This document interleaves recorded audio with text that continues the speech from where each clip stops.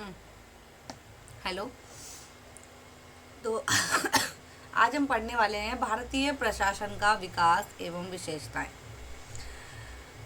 Evaluation and characteristics of Indian administration.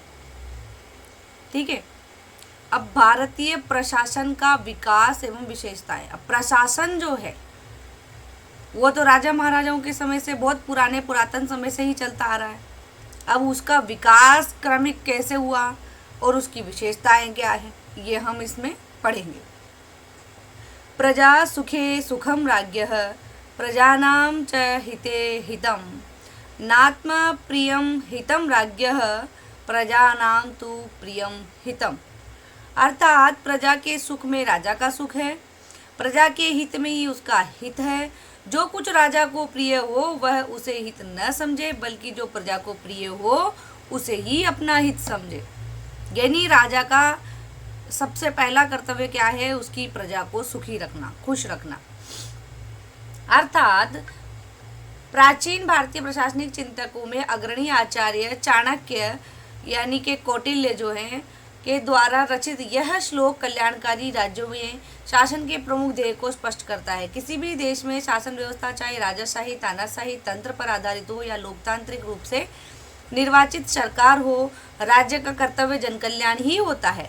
आधुनिक लोकतांत्रिक एवं जन कल्याणकारी राज्यों के प्रवर्तन से बहुत पहले ही मानव कल्याण तथा विकास के महत्व की पुष्टि करते हुए अनेक शासकों ने जन सुरक्षा, संरक्षा तथा कल्याण के निमित्त सार्थक कानूनों व नीतियों को व्यवहारिक स्तर पर क्रियान्वित कराने का गौरव प्राप्त किया है। विश्व स्तर पर प्रसिद्ध रही भारतीय सभ्यता एवं संस्कृति की सहस्त्रों वर्ष लंबी इस यात्रा में लोक प्रशासन अनेक प्रकार के क्रांतिकारी परिवर्तनों का साक्षी रहा है।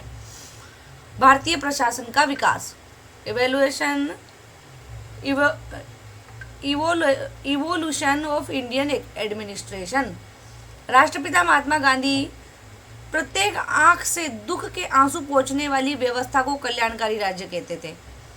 भारत में प्रवर्तित वर्तमान कल्याणकारी तथा प्रशासकीय राज्य की अवधारणा यकायक पल्लवित नहीं हुई है, बल्कि यह हजारों वर्षों की राज परंपरा का विकसित स्वरूप है। पत्रकारिता के पुरोखा माखनलाल चतुर्वेदी का कहना है, तीर को दूर तक पहुंचाने के लिए धनुष की डोर को कान के पास पीछे तक खींचना अनिवार्य है।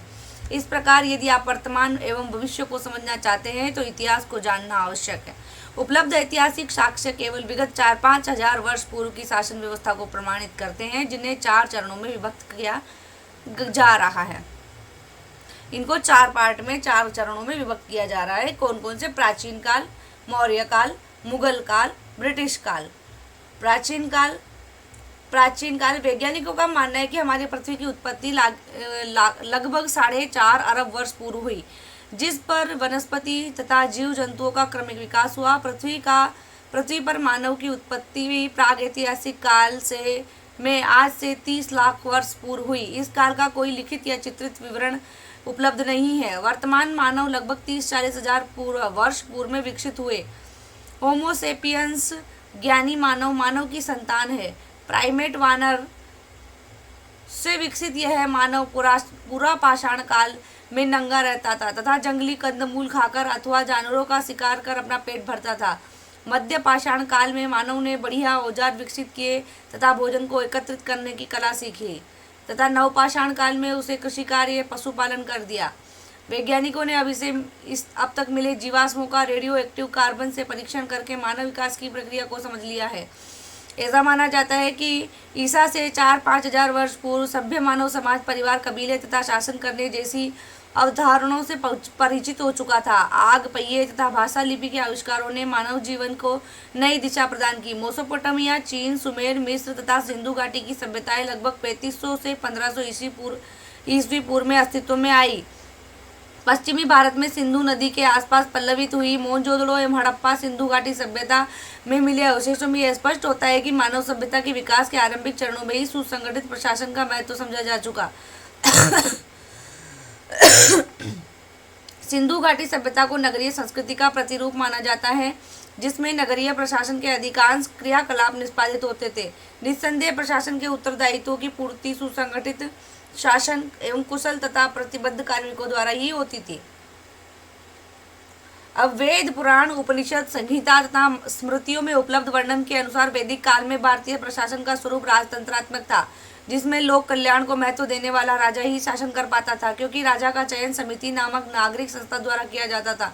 ऋग्वैदिक काल में प्रायः बड़े बड़े कबीले होते थे। एक राजा के अधीन एक या अधिक कबीले होते थे। राजा का पद नैतिकता से परिपूर्ण था तथा राजगद्दी संभालते समय राजा शपथ लेता था कि यदि मैं जनता के हितों के विरुद्ध कार्य करूं तो मेरा और मेरे वंश का नाश हो जाए। बौद्ध ग्रंथों के अनुसार प्राचीन भारत में काशी, कौशल, अंग, मगध, बलक, मलक, अवंती, सूरसेन, पांचाल, कंबोज, वत्स, चेदी, कुरु, मत्स्य, विराटनगर, नागरा, जांगल प्रदेश, अर्जुनायन तथा माध्यमिका इत्यादि प्रमुख राज्य गणराज्य थे। गणराज्य की समिति राजा को पद से हटा भी सकती थी। राजा को उसके शासन कार्यों में सहायता प्रदान करने हेतु एक सभा होती थी, जिसमें पुरोहित का प्रमुख स्थान होता था। ग्रामीण हितों का रक्षक तथा गांव के निवासियों का प्रतिनिधि ग्रामीण कहलाता था, जो राजा को यथावश्यक परामर्श प्रदान करता था। अन्य कर्मचारियों की नियुक्ति आवश्यकता अनुसार राजा के द्वारा सभा के सदस्यों के परामर्श से की जाती थी। उत्तर वैदिक काल में राजा का पद पैतृक होता चला गया तथा उसकी सहायता हेतु एक मुख्यामात्य नियुक्त होने लगा। महाकाव्य काल में राजतंत्र तथा गणतंत्र दोनों प्रकार के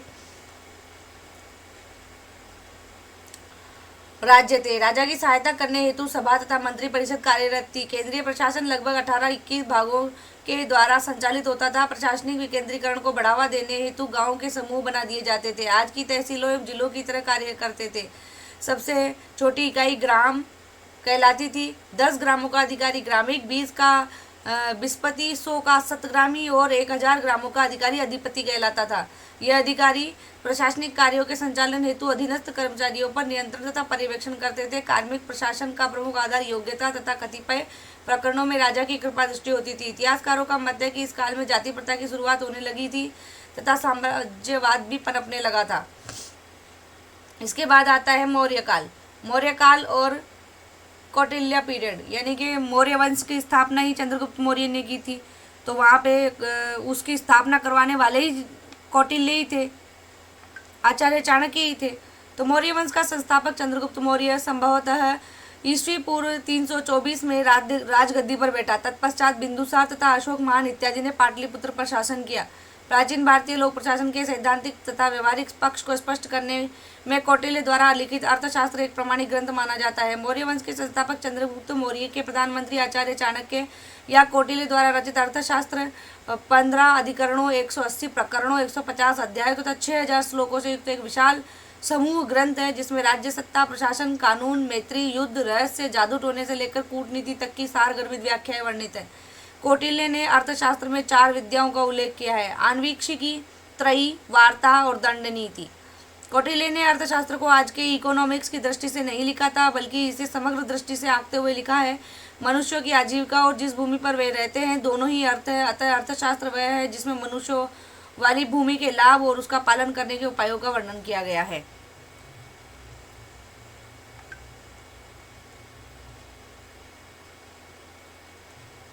कौटिल्य ने राजा के गुण, कार्य तथा उसकी मंत्री परिषद का वर्णन विशद रूप से किया है। उसके अनुसार जिस प्रकार अकेला पहिया नहीं चल सकता, उसी प्रकार सरकार भी एक व्यक्ति से नहीं चल सकती। अतः राजा को अनेक योग्य मंत्रियों की नियुक्ति करनी चाहिए। लोक कल्याण, वैदेशिक नीति, आंतरिक सुरक्षा, कर्मचारी तंत्र, आय व्यय, दंड तथा न्याय इत्यादि पर विस्तार पूर्वक लिखते हुए कौटिल्य ने मौर्यकालीन भारतीय समाज एवं प्रशासन का संपूर्ण खाका खींचा है। कौटिल्य ने लिखा है कि राजा को चाहिए कि वह मंत्रियों, राजदूतों, सेनापतियों, कोतवाल इत्यादि को स्वविवेक से निर्णय लेने के लिए सत्ता का प्रत्यायोजन करे। कौटिल्य ने कानून को 2 प्रकारों से विभक्त किया है: धर्मस्थ और कंटक शोधन। न्याय की स्थापना के लिए प्रत्येक गांव या जनपद में संधि, 10 गांवों पर संग्रहण, 400 गांवों में द्रोणमुख, 800 गांवों पर माध्य तथा समूचे जनपद के लिए सर्वोच्च स्तरीय न्यायालय की व्यवस्था सुझाई है। एक के बजाय 3 न्यायाधीशों को न्याय वरीयता दी जानी चाहिए। कौटिल्य ने कानून में निम्नलिखित स्रोत बताए गए हैं: धर्म तथा धर्मशास्त्र, व्यवहार, प्रथा और न्याय।